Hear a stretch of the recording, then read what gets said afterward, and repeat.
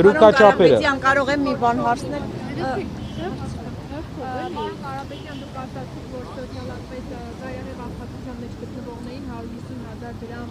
գումար աշխատան։ Այդ ձեր նախաձեռնությունն էր քննադատության ենթարկվել, այն համատեքստում, որ դուք փոխանակ խթանեք, որ մարդիկ աշխատեն, բացի ձեր 300,000 աշխատատեղ ստեղծելուց, դուք մարդկանց գումար եք տալիս եւ այդպիսով սովորեցնում, որ իրենք ամսական այսքան չափով գումար են ստանալու եւ պարզապես չեն աշխատելու։ Եկեք մի բան ասեմ, Էլի ջան, ով որ ցանկանում է որ չանենք այդ ծրագիրը, իր ընտանիքով թող գնա 2 ամիս այդ խրճիթներում մարդկանց, այն խրճիթներում, որ մենք գյուղեր այցելությունից տեսնում ենք, թող ապրեն։ Մի հատ այդ մարդկանց կյանքով ապրեն, գան մեծ խոսան։ Մարդկանց պատկերացրեք, ասում խթանեք, մենք չենք կարող 6 ամսվա ընթացքում արդյունաբերական զարգացումը 5 տարի է տևում։ Մենք այս հարյուրավոր գործարանների կառուցումը տևելու է 5 տարվա process է, բայց մարդիկ ծայրահեղ աղքատ են այսօր։ Եվ հայ ժողովրդի մեջ կան այսքան միլիոնատերեր, միլիարդատերեր Սփյուռքում, ովքեր իրապես լավ իշխանության ժամանակ, հարգալից իրենց հանդեպ իշխանության ժամանակ ուզում են օգնել իրենց հայրենակիցներին։ Երբ որ գան, օգնեն, բյուջեն որևէ 30% է մասնակցում, այն էլ հետո հարկերով հետ կստանա, 70%-ը մեր շրջապատի գործընկերներն են անելու, ժողովրդի համար։ Դրանից լավ ծրագիր ոնց կարելի է քննադատել այդ ծրագիրը։ Կարապետյան, ես ուզում եմ իմանալ, քանի որ Քարոզարշավը մեկնարկեց, երբ պարոն Սամվել Կարապետյանը կալանքի տակ է լինելու։ Ուզում եմ իմանալ ոնց է ինքը այս փուլում, ինչ մասնակցություն է ունենալու, ոնց է դիրքավորվելու, երբ որ հնարավորություն չունի դուրս գալու։ Տեսեք, պատմական ունիկալ շրջան է ու պատմական ընտրություն է նրանով, որ հիմնական ընդդիմադիր առաջնորդը տնային կալանքից է քարոզչական process-ներին մասնակցում։ Երբ որ հնարավորություն լիներ ինքը այստեղ լիներ, դուք արայիք այդ հարցերը իրեն տայիք։ Հիմա մի հատ ավարտի։ Եվ հիմնական հարցը ինչն է, արդարություն խոստված իշխանությունը իր ընդդիմադիրին կալանավորել է։ Ու կալանավորել է բոլորս գիտեն քաղաքական հոդվածով։ Ժողովուրդ ջան, մարդ կա որ կասկածում է որ քաղաքական հոդվածով է կալանավորել։ Այս մարդը վերածում է դիկտատորի, նոր սկսում է վերածվել։ Այն բաները ինչ ինքը կանի ընտրություններում իր քիչ հավանական հաջողության դեպքում սա դեռ մուլտն է։ Իսկ ոնց է մասնակցելու։ Այնպիսի բաներ է սկսելու անել, որից մեր ժողովուրդը զգալու է սովետական ամենածանր բռնաճնշումների հոտը։ Մարդը աշխատանքից հարյուրավոր մարդիկ է հանում։ Մարդը ուղիղ հայտարարում է որ բոլոր պաշտոնյաներին ես գաղտնա լսում եմ։ Պաշտոնյան իրավունք չունի ընդդիմադիր լինի։ Որևէ պաշտոնյա պետական։ Իրանք սարքում են ոստիկանական երկիր։ Մի հատ օրինակ բերեմ, որ դուք հասկանաք, Ամերիկայի հետ համաձայնագրի մեջ փոխգործակցության Ադրբեջանը մտցրել էր նույն կետը Ադրբեջանով, այսպես էր։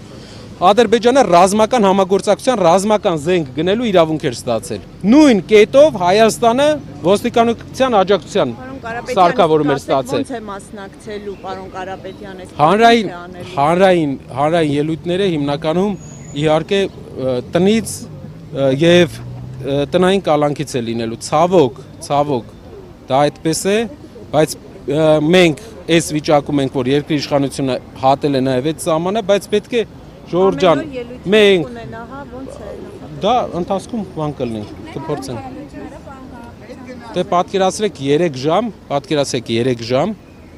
3 ձեր հարցերին պատասխանել է։ Այդ մարդն էր պատասխանում, թե ուրիշ մարդ էր։ Այդ մարդն էր պատասխանում։ Կարապետյան եւ վերին դասի հետ կապված է հայտարարությունը, որ այլևս մեքենա չի կանգնելու, այսպես տարընկալումների տեղին։ Տեսեք, պատմեմ։ Ասում են ինչպես։ Մի կողմից գիտենք եղանակային պայմաններն են, մյուս կողմից Ռուսաստանն է հաջող ստուգումները խստացնում, սանիտարական այսպես խնդիրներ հայտնաբերում, որն ի դեպ հայ գործարարների բնորոշմամբ արհեստական է։ Ինչպես է այս արգելքները վերացնել։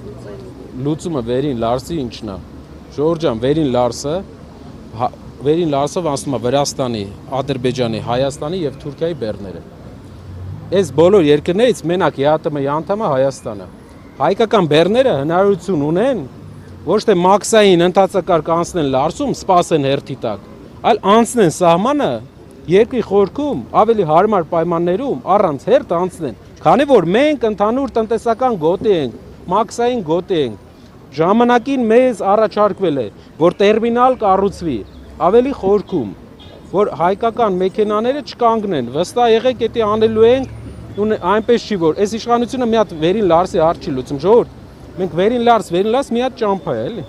Այդ հարցը ոնց կարա նորմալ իշխանությունը չլուծի։ Դուք նենց ենք մեզ խեղճացրել, որ մի հատ ճանապարհի մասին կարանք ժամերով խոսանք։ Դա մի հատ պայմանավորվածություն է, մի հատ աշխատանք է, մի հատ տերմինալի կառուցումը եւ վերջ։ Բայց կիսում եք այն տեսակետը, որ Ռուսաստանը հաճախ արհեստական այդ խոչընդոտները, թե փաստաթղթային, թե սանիտարական ստեղծում։ Պետություններ կան, որ ամեն ինչ կախված է այդ երկրի հետ հարաբերություններից։